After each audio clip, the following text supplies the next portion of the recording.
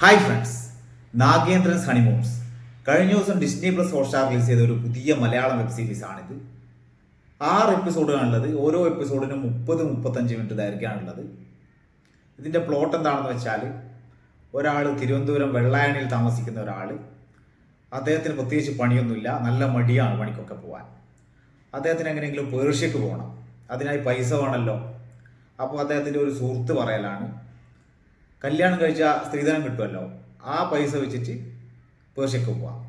അങ്ങനെ ഇയാൾ ഒരു 6 കല്യാണം കഴിക്കുന്നു. 6 കല്യാണത്തിന് 6 എപ്പിസോഡുകൾ. ഇതാണ് ഈ സീരീസിന്റെ ബേസിക് പ്ലോട്ട്. ഇതിന്റെ ഈ ഒരു പ്രിമൈസ് ഒക്കെ അത്യാവശ്യം ഇൻട്രസ്റ്റിംഗ് തന്നെയാണ്. പക്ഷേ ഈ ഒരു കഥ കേൾക്കുമ്പോൾ ഉണ്ടാകുന്ന ആ ഒരു കോമഡി സീരീസിലില്ല. വളരെ ചെറിയ സ്ഥലങ്ങളിൽ കുറച്ച് കോമഡി, ഡാർക്ക് കോമഡി മോഡിലാണ് സീരീസ് നീങ്ങുന്നത്. ഇതിന്റെ ഏറ്റവും വലിയ ഡ്രോബാക്ക് ബാക്ക്ഗ്രൗണ്ട് മ്യൂസിക് ആണ്. 1970-കളിലെ കഥയാണെന്ന് വിചാരിച്ച് 70-കളിലെ BGM തന്നെയാണ് ഇതിന് കൊടുത്തിട്ടുള്ളതെന്ന് നമുക്കിത് കണ്ടാൽ തോന്നും. അപ്പോൾ ചോദിക്കും, 70-കളിൽ നടക്കുന്ന കഥക്ക് 70-കളിലെ BGM തന്നെയല്ലേ കൊടുക്കേണ്ടത്? അങ്ങനെയാണെങ്കിൽ നമ്മൾ കണ്ട കമ്മാര സംഭവം എന്നുള്ള സിനിമ, അഞ്ചക്കള്ളക്കോക്കാൻ, ഇതിൻ്റെയൊക്കെ ബാക്ക്ഗ്രൗണ്ട് മ്യൂസിക് അത്രയും മികച്ച രീതിയിലാണ് കൊടുത്തിരിക്കുന്നത്. പക്ഷേ ഇവിടെ എത്തുമ്പോൾ ചില സ്ഥലത്തൊക്കെ മെലോഡ്രാമ പോലത്തെ, നമ്മൾ ഏതാണ് ഇവിടെ വാത്സല്യമൊക്കെ ഉണ്ടല്ലോ, അതിന് കൊടുത്ത പോലത്തെ BGM ആണ് ഇതിൽ ചില സ്ഥലത്ത് കൊടുത്തിരിക്കുന്നത്. അതുപോലെ BGMs തമ്മിലൊന്നും സിങ്ക് ആകുന്നില്ല. ഒരു സീന് കഴിഞ്ഞ് അടുത്ത സീനിലേക്ക് പോകുമ്പം എൻറ്റയർലി ഡിഫറെൻ്റ് ആയിട്ട് ഒരു BGM കൊടുക്കുന്നു.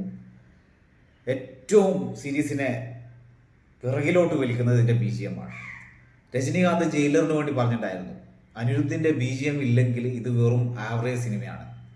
ഈ ഒരു സീരീസിനെ ആവറേജോ ബിലോ ആവറേജോ ആക്കുന്നത് ഇതിൻ്റെ BGMലുള്ള ആ ഒരു നെഗറ്റിവിറ്റിയാണ്. അപ്പോൾ ചോദിക്കും, തിരക്കഥയോ? ആദ്യത്തെ എപ്പിസോഡ് അത്യാവശ്യം ക്യാരക്ടർ ബിൽഡിങ്ങും ഈ കഥയുടെ ബാക്ക്ഗ്രൗണ്ടൊക്കെ ഒന്ന് കാണിക്കാൻ വേണ്ടിയുള്ളതാണ്. രണ്ടാമത്തെ എപ്പിസോഡ് മുതൽ 6-ാമത്തെ എപ്പിസോഡ് വരെ ഏകദേശം സെയിം കഥ തന്നെ, ഓരോന്നിലും മറ്റേതിൻ്റെ റിപ്പീറ്റേഷൻ പോലെയാണ് തോന്നുന്നത്. ഓരോ എപ്പിസോഡിലും ഓരോ ലീഡിങ് ലേഡീസാണുള്ളത്.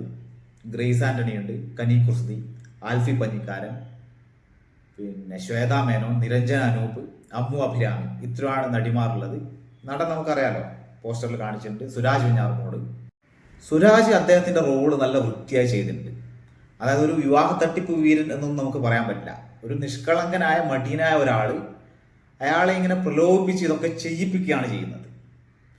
പക്ഷെ ഞാൻ ഈ സീരീസ് കാണുമ്പോൾ ചിന്തിച്ചു, നമ്മുടെ ചട്ടമ്പി നാടിലെ ദാമു ഉണ്ടല്ലോ, ആ കഥാപാത്രം പോലെ കുറച്ചൊരു കണ്ണിങ്ങായ കൗശലക്കാരനായ ഒരു കഥാപാത്രം ആക്കിയിട്ട് സുരാജിന്റെ കഥാപാത്രത്തിനെ മാറ്റിയിട്ടുണ്ടെങ്കിൽ ഈ സീരീസ് നല്ല ഇൻട്രസ്റ്റിംഗ് ആയി മാറിയാണ്.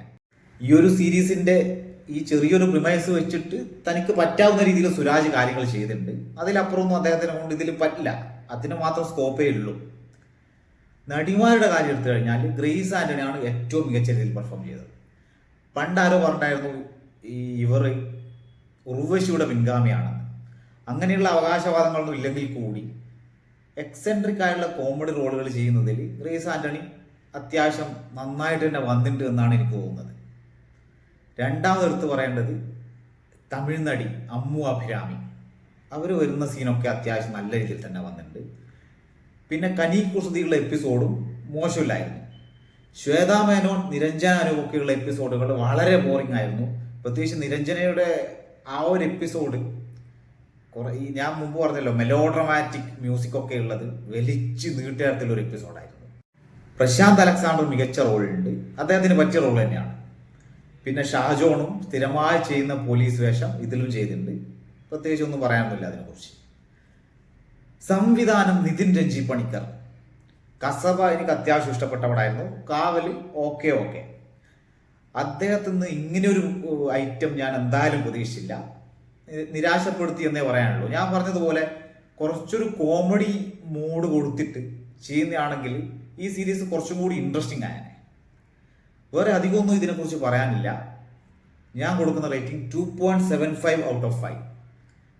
ഹോട്ട്സ്റ്റാർ എന്തായാലും സബ്സ്ക്രൈബ് ചെയ്തിട്ടുണ്ട്, എന്നാലും വേറെ ഒന്നും കാണാനില്ല. അങ്ങനെയുള്ള സമയത്ത് കാണാൻ പറ്റിയൊരു സീരീസാണ് നാഗേന്ദ്രൻസ് ഹണിമൂൺസ്.